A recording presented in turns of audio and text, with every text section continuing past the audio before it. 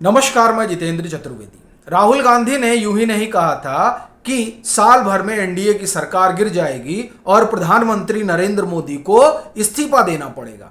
असल में ये एक बड़ी साजिश थी जिसकी झलक ब्रिटेन के प्रधानमंत्री का जो इस्तीफा हुआ है उसमें आप देख सकते हैं कि कैसे कीथ स्टार्मर को अपना पद छोड़ देना पड़ा।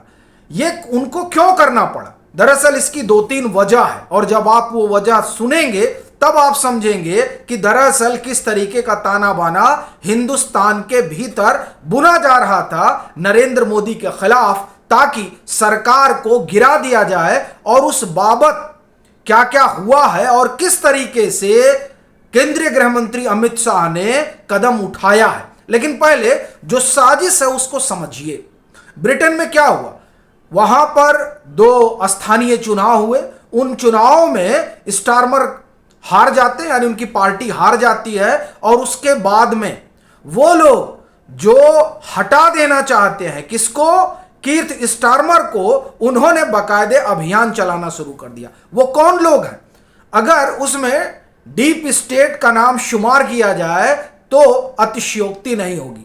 और ये डीप स्टेट जो है वो सीधे तौर पर इस बात से नाराज है कि स्टार्मर ने ईरान वार में हिस्सेदारी लेने से मना कर दिया था और कहा था कि नहीं, ये आपकी लड़ाई है, आप लड़ लो, हम क्यों जाएं इसमें।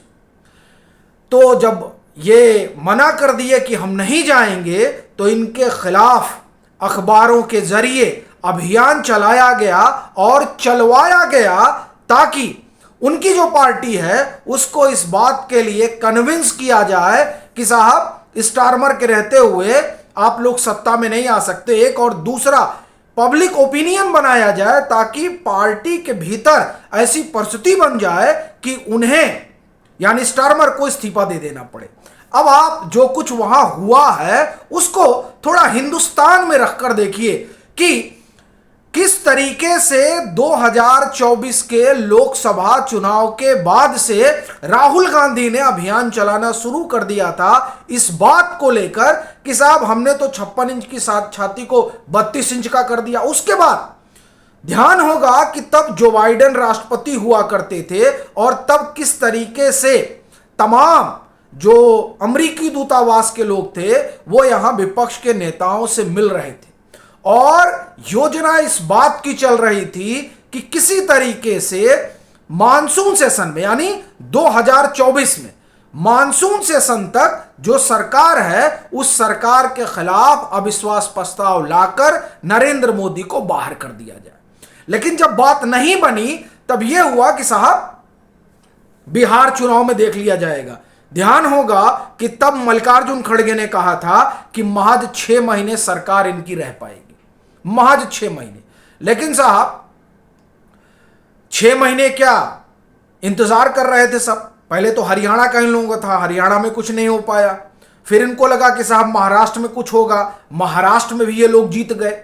अच्छा, इस बात को बखूबी समझ रहे थे केंद्रीय गृह मंत्री अमित शाह और प्रधानमंत्री नरेंद्र मोदी, क्योंकि 2024 के लोकसभा चुनाव के दरमियान जिस तरह से एल्गोरिदम में खेल हुआ था और वो तमाम स्टोरियां जो प्रो आप कहें कि इंडी ब्लॉक थी और एंटी मोदी थी, वो बाकायदे बढ़ाई जा रही थी। यानी उस समय पब्लिक ओपिनियन तैयार किया जा रहा था। यही कारण है कि जब 2024 में सरकार आती है और जो नए सदस्य हुए, यानी जो एमपी बनकर आए, उनका शपथ ग्रहण होता है तो वो लोकसभा में ही होता है। वहां पीएम ने भाषण दिया और उस भाषण में पीएम ने कहा था कि जो इकोसिस्टम है उसको अब की बार बख्शा नहीं जाएगा। पीएम जान रहे थे कि कौन सा इकोसिस्टम काम कर रहा है। वही इकोसिस्टम है जिसकी आंखों में नरेंद्र मोदी खटक रहे हैं और वो नरेंद्र मोदी को हटा देना चाहता है। क्यों? क्योंकि ये उनके प्रचार में नहीं गए जो चाहते थे कि आए कहां, यूएस, और उनका प्रचार करें। वो नहीं गए साहब। फिर डीप स्टेट जो है वो नाराज हो गया कि ऐसा कैसे आप कर सकते हैं।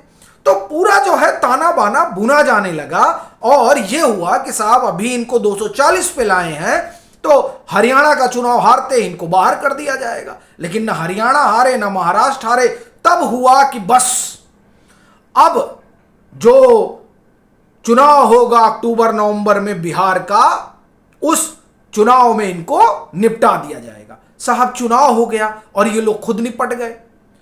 आप देखिए कि इन चुनावों की तैयारी किस तरह से बीजेपी कर रही थी। खुद अमित शाह जमीन पर थे, फिर हरियाणा हो, महाराष्ट्र हो, बिहार हो, और फिर आप चलाइए पश्चिम बंगाल।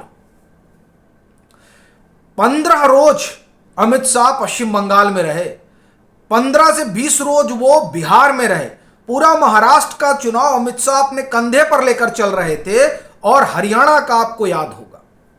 यानी ये पता था कि किस तरीके से तैयारी चल रही है सत्ता से बेदखल करने की। एक भी चुनाव अगर हारे तो आप सोचिए कि किस तरह से स्टारमर के खिलाफ पब्लिक ओपिनियन तैयार की गई अखबार की कतरन के जरिए। उसी तरह का पब्लिक ओपिनियन तैयार किया जाता, यह तय था।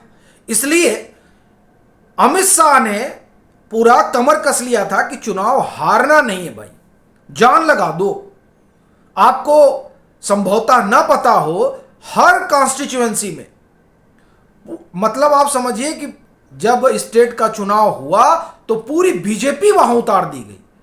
उसका सीधा कारण यह था कि एक तबका यह चाहता था किसी तरह से बीजेपी को हरवा दिया जाए और उसके बाद में एक नैरेटिव खड़ा किया जाए, और वो नैरेटिव ऐसा पब्लिक ओपिनियन तैयार करे कि नरेंद्र मोदी को बेबस हो जाना पड़े।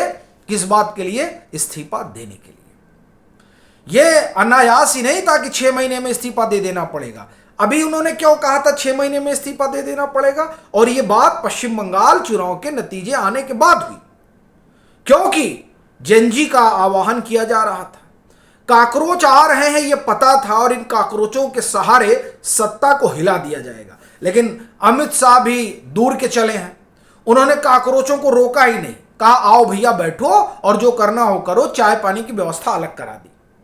यानी जो मोमेंटम खड़ा करना था उस मोमेंटम की हवा निकाल दी 1 मिनट में। और दूसरा जो बड़ा काम किया वो है एफसीआरए। एफसीआरए पर जिस तरह से नकेल कसी गई है, उसने तमाम जो एनजीओ हैं जो विदेशी फंड पर फूलते हैं, उनका आप एक तरह से कहें कि नब्ज पकड़ लिया है। क्योंकि जो भी अभियान चलता है ना, उस अभियान में ये जो फंड आता है एफसीआरए के तहत, उसकी बड़ी भूमिका होती है। और ये इस वजह से भी कह रहा हूं कि जब डॉक्टर मनमोहन सिंह की सरकार थी, उस समय आईबी ने एक रिपोर्ट तैयार की थी कि किस तरह से तमाम जो एनजीओ हैं वो हिंदुस्तान में जो विकास कार्य हैं उसको रोकने का काम करते हैं, और कई मामलों में सरकार को डिस्टेबलाइज करने का काम करते हैं। उसका आपको एक मैं उदाहरण देता हूं। पेगासस की खूब चर्चा हुई थी। पेगासस की जो बात हुई थी, उस बात में जो मूल रिपोर्ट थी, उस मूल रिपोर्ट में यह था कि संभावना है कि इस तरह का कोई मॉलवेयर फोन में डाल दिया गया है जिसके जरिए विपक्ष की बात सुनी जाती है, नेताओं की बात सुनी जाती है। इस तरह का खबर था। वो पूरी रिपोर्ट सिर्फ संभावनाओं पर आधारित थी, लेकिन आप देखिए वो थी संभावना, लेकिन उस संभावना के आधार पर खबर बनाई गई और ये माहौल बनाया गया कि साहब ये जो नरेंद्र मोदी की सरकार है ये जासूसी कराती है। सोचिए वो संभावना थी जिस संभावना पर आप कहें कि 100 से ज्यादा आर्टिकल लिखकर एक ओपिनियन बना दिया गया। इसी तरीके से आप देखिए कि कांग्रेस चुनाव हार रही है, लेकिन नहीं, वो चुनाव इसलिए हार रही है क्योंकि जनता का समर्थन उसको नहीं है। यह विमर्श नहीं खड़ा हो पा रहा है। उसके बरक्स क्या विमर्श खड़ा किया जा रहा है कि साहब एसआईआर की वजह से नाम काट दिया गया, चुनाव आयोग जो है इनके हाथ की कठपुतली बन गया है, और जो वोटिंग मशीनें हैं उसको जो है इन लोगों ने हाईजैक कर लिया है। इस तरह की कहानी गढ़ी जा रही है।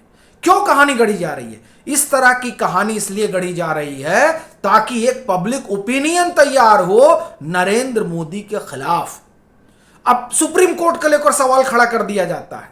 क्यों खड़ा कर दिया जाता है? ताकि एक ओपिनियन बने कि साहब नहीं नहीं नहीं नहीं नहीं, आप तो सब गड़बड़ हो रहा है। ईडी आप देखिए अरविंद केजरीवाल क्या कर रहे हैं, ईडी पार्टी बीजेपी को क्यों कह रहे हैं, ये एक परसेप्शन क्रिएट किया जा रहा है।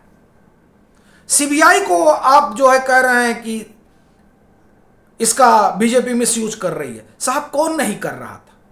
अगर हम एक बार की मान लें कि बीजेपी कर रही थी, सवाल यह है कौन नहीं कर रहा था। लेकिन उसके जरिए एक परसेप्शन क्रिएट किया जा रहा है, एक पब्लिक ओपिनियन क्रिएट करने की कोशिश हो रही है। बस संकट यह है कि बाकी जगह इनको मौका मिल जा रहा है, भारत में मौका नहीं मिल पा रहा है। और उसकी वजह यह है कि अमित शाह खूंटा गाड़ के बैठे हुए हैं।